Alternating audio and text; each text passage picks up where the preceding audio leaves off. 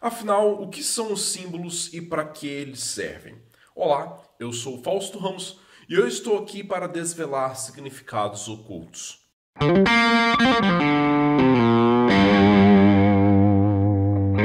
Caso seja sua primeira vez aqui, eu comento que este canal é o canal Caosofia, onde eu falo a respeito de magia do caos, de filosofia, de ocultismo, sempre de maneira muito crítica, sempre de maneira a questionar o que nós entendemos ou não a respeito desses assuntos. Vocês podem visitar o meu site caosofia.com.br para conhecer um pouco mais a respeito dos meus cursos, dos meus serviços, ou se tornar um membro ou uma membro do canal por meio da campanha do Seja Membro, garantindo um espaço no Clube dos Caósofos, onde a gente discute esses temas com muito mais profundidade. Ao falar a respeito de símbolos, eu gosto muito de utilizar as definições do psicólogo Carl Gustav Jung, discípulo de Freud, e que trabalhou a respeito da conexão entre o nosso inconsciente e os símbolos que nós percebemos na vida e no mundo. Jung primeiro fala sobre coisas que não são necessariamente símbolos. Ele chama de sinal tudo aquilo que usamos para representar outra coisa. Por exemplo, quando nós utilizamos a palavra Coca-Cola para nos referirmos a um tipo de bebida gaseificada. Ou então quando utilizamos a sigla ONU para representar a Organização das Nações Unidas.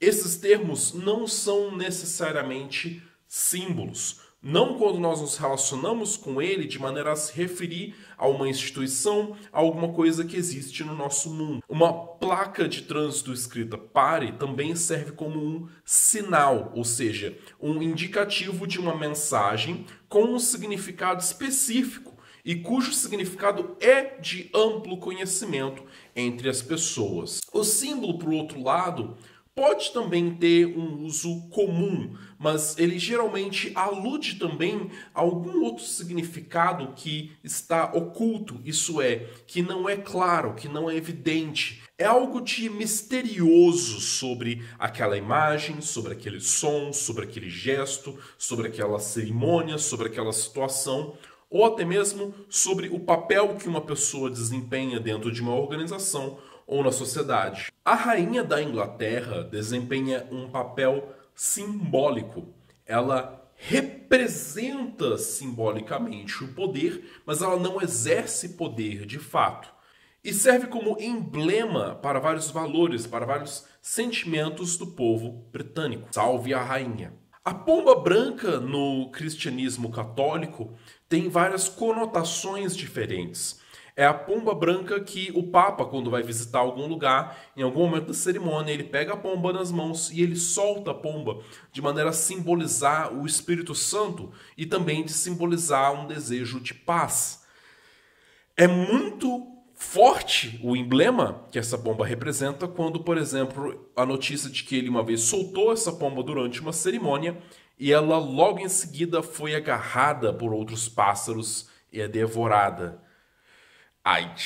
Outro contexto que pode ser considerado como simbólico é uma cerimônia de formatura, quando as pessoas se formam, seja do ensino fundamental, do ensino médio ou do ensino superior.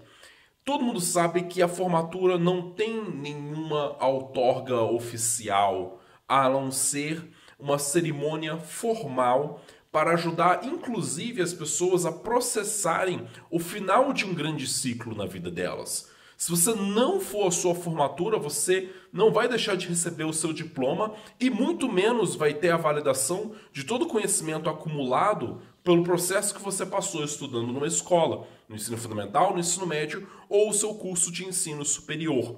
Portanto, a formatura não tem outro papel a desempenhar senão um papel simbólico, tal como várias outras cerimônias que nós vivenciamos, como uma cerimônia de casamento, uma cerimônia de posse presidencial. Tudo bem que eu até agora falei de símbolos que são muito óbvios, mas o que dizer sobre pessoas que têm cabelos grisalhos e a presença do cabelo grisalho na fisionomia de uma pessoa pode ter um efeito simbólico sobre as outras pessoas. A presença ou não de cabelos grisalhos em uma pessoa tem muito a ver, principalmente, com a sua genética. Eu, por exemplo, já tenho 30 anos, eu praticamente não tenho nenhum cabelo grisalho, para minha frustração. Desde que eu tinha 15 anos, o meu maior sonho era ter cabelos grisalhos, porque eu achava aquilo um enorme símbolo de sabedoria. E o que eu mais queria era poder ainda ter uma aparência jovial nas minhas feições e ter o cabelo branco para poder, sabe, parecer um cara mais maneiro. Eu via muito em animes personagens que tinham cabelos grisalhos e todo mundo sabe que um personagem que tem aparência jovem, cabelo branco num anime é simplesmente o personagem mais overpower possível. Mas nós poderíamos associar culturalmente, ou mais cotidianamente, a presença de cabelos grisalhos numa pessoa como sendo denotativo de ela ter uma idade mais avançada, ser uma pessoa mais experimentada na vida e, portanto, mais sábia. A forma como nós associamos o ser um ancião e, portanto, uma pessoa com muito conhecimento a transmitir para pessoas mais jovens. Não apenas conhecimento no sentido acadêmico e intelectual, mas conhecimento de vida, sabedoria prática a respeito da vida, com alguém ter cabelos grisalhos. Portanto, esse traço fisionômico do cabelo grisalho pode ter um efeito simbólico sobre outras pessoas.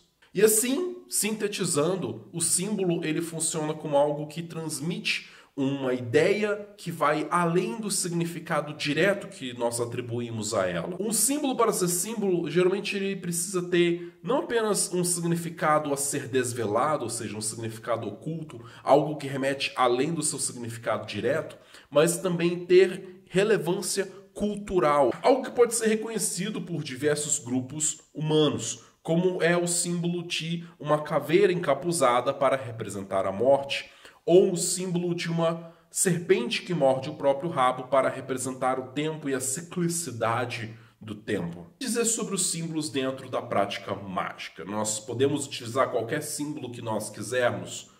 Bom, a princípio eu diria que é interessante nós estudarmos e lermos sobre os símbolos, não de maneira a encerrar e fechar quais são os significados corretos para aquele símbolo. Para mim, vale muito mais a forma como nós nos relacionamos com aquele arcabouço simbólico do que necessariamente decorar todos os textos históricos sobre a origem daquele símbolo.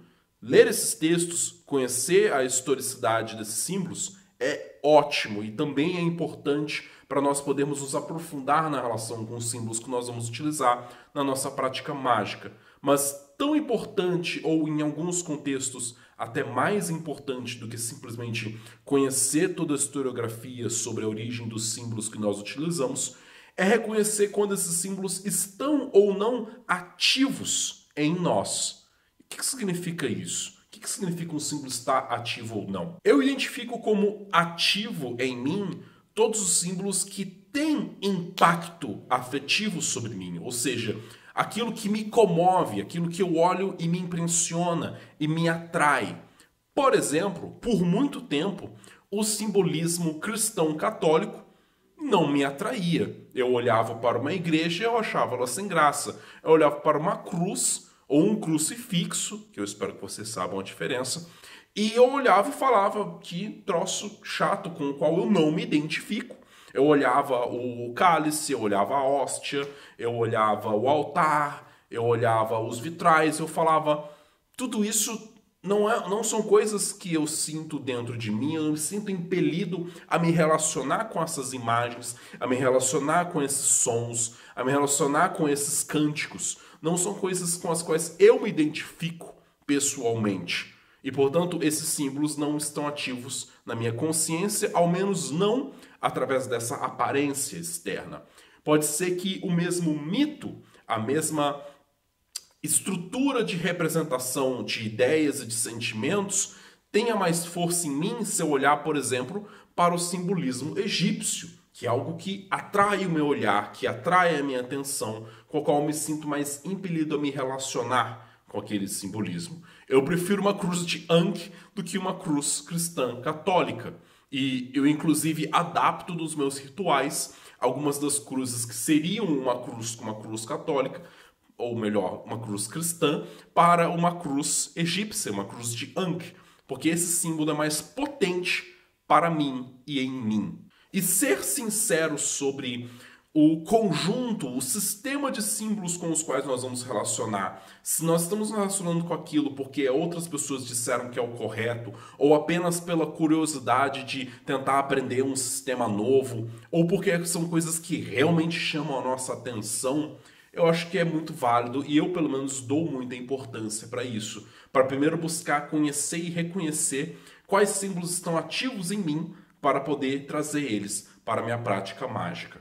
E como identificar esses símbolos, como saber o que está ou não está ativo na minha consciência, como talvez me propor a ativar esses símbolos para poder usufruir da potência deles nos meus rituais. Bom, eu prefiro falar sobre isso em um outro espaço, porque já tange mais aspectos práticos e que dependem de muito mais rigor, de muito mais atenção e de muito mais dedicação para poder entender de maneira profunda como eu gosto de transmitir os meus conhecimentos. Eu montei para isso o Circuito Caótico, que é o meu curso no Hotmart, onde lá eu falo a respeito da alquimia dos sonhos, que seria a maneira de entender os nossos sonhos como uma fábrica de símbolos a partir do nosso inconsciente, assim aprendendo a identificar no nosso sonhar os símbolos que nós podemos trazer para a nossa prática mágica. Eu também tenho um módulo falando a respeito de tarô, onde eu explico sobre a história do surgimento do tarô, a origem de alguns dos símbolos dentro do tarô e como nós podemos entender os 22 arcanos maiores como sendo uma jornada simbólica de elevação pessoal e espiritual. Vocês podem dar uma conferida no caosofia.com.br para conhecer esse curso e outros cursos que eu tenho oferecido, mas só se vocês se interessarem em se aprofundar um pouco mais sobre esses assuntos. Eu aguardo vocês na próxima quarta-feira ou aguardo os meus caósofos e caósofas para encherem meu saco sobre esses assuntos no Clube dos Caósofos, onde a gente debate esses temas, que é o grupo de WhatsApp reservado para as pessoas que apoiam o meu canal. Até por acaso.